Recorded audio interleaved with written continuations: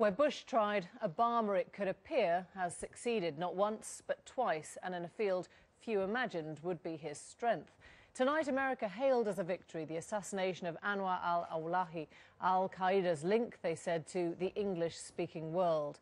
So, what is his legacy? How will his death be received? Tim Huell reports.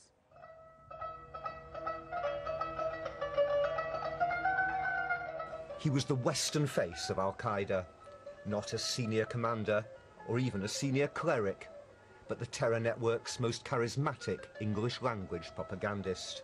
I eventually came to the conclusion that jihad against America is binding upon myself just as it is binding on every other able Muslim.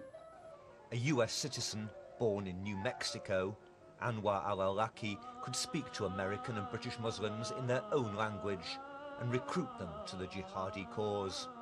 Now, an airstrike in his adopted homeland, Yemen, has put a stop to that. My reaction is, we got him.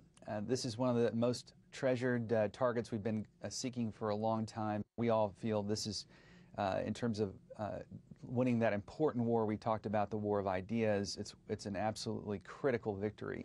Al-Awlaki was in contact with the US Army psychiatrist Nidal Malik Hassan, accused of killing 13 people at the Fort Hood military base in Texas in November 2009.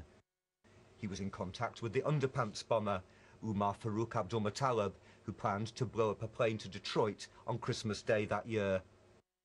And he inspired Roshanara Chowdhury, who stabbed the London MP Stephen Timms at his constituency surgery in 2010. If an atheist comes to you and says, "Give me proof that God exists," what is the proof you give? You say that you exist. Through his internet sermons, he enjoyed a devoted following worldwide, as he'd enjoyed a keen audience of American Muslims and then British ones after he moved to the UK in 2002. He spoke here at the East London Mosque in December 2003. During the 2 years or so that al-Awlaki spent in Britain, he was in great demand as a speaker at Islamic events. The groups hosting him didn't support extremism.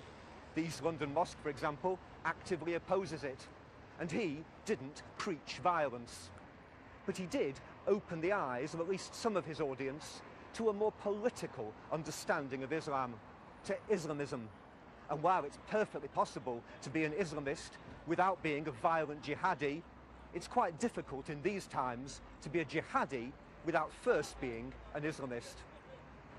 His influence in emphasizing the divide between Muslims and the West, pushing people towards violence without always advocating it directly, is the subject of a major study just published in London.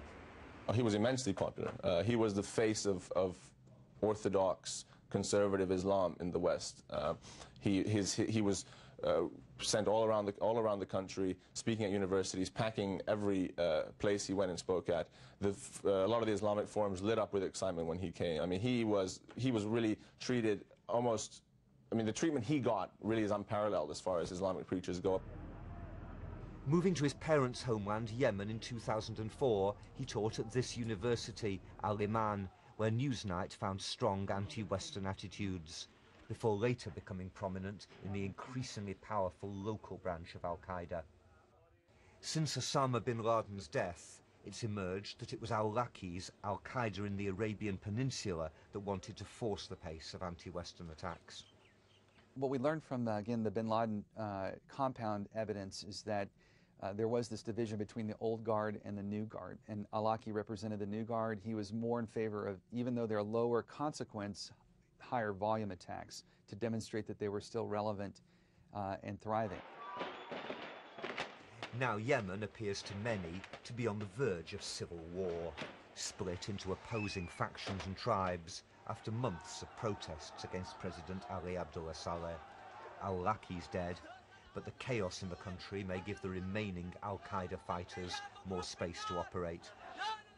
This period of turmoil where President Saleh is supposedly committed to transitioning, we have seen an enormous amount of instability, and in that process, unfortunately, over 65 members of al-Qaeda in the Arabian Peninsula, AQAP, have managed to escape from prison. So On the one hand, we've decapitated their near-term leader, al-Awlaki. On the other hand, we've now seen a diaspora of a number of the disciples across the country, which can then take action to avenge his death.